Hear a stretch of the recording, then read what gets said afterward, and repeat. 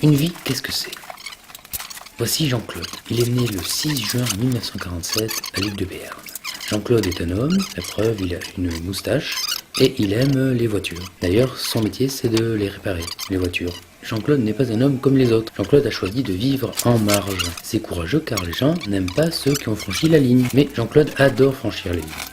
D'ailleurs, il a été champion de course automobile. Une vie, qu'est-ce que c'est? Du changement, des choix, des rencontres. De l'autre côté de la ligne, Jean-Claude a fait de mauvaises rencontres. Il a fini en prison. Jean-Claude a continué seul de l'autre côté de la ligne, il a tout perdu. Il pensait être libre. Des fois, être libre, c'est être égoïste, mais c'est un choix. Et la vie, c'est avoir le choix. De l'autre côté de la ligne, il y a d'autres gens, des bons et des mauvais. Jean-Claude a tiré les mauvais. Un matin, Jean-Claude a été retrouvé errant dans son garage au milieu de détritus et de ferrailles. Lorsque les médecins sont arrivés, ils ont vu que Jean-Claude vivait dans un endroit sale et ont pensé que c'était son choix. Avant de sombrer dans le coma, Jean-Claude a dit à ses enfants qu'on l'avait frappé. Les médecins n'ont pas cru les enfants de Jean-Claude. Les médecins ont vu un homme qui vivait de l'autre côté de la ligne. Et les gens n'aiment pas ceux qui vivent de l'autre côté de la ligne. Les médecins sont des gens. Les médecins ont dit qu'il avait fait un AVC dû à l'alcool. Jean-Claude est mort 15 jours après. Les enfants de Jean-Claude ont demandé une autopsie contre l'avis des médecins.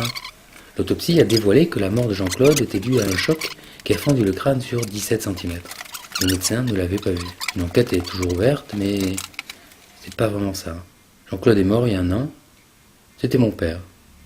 Une vie, qu'est-ce que c'est? Pour certains, c'est juste une histoire de ligne.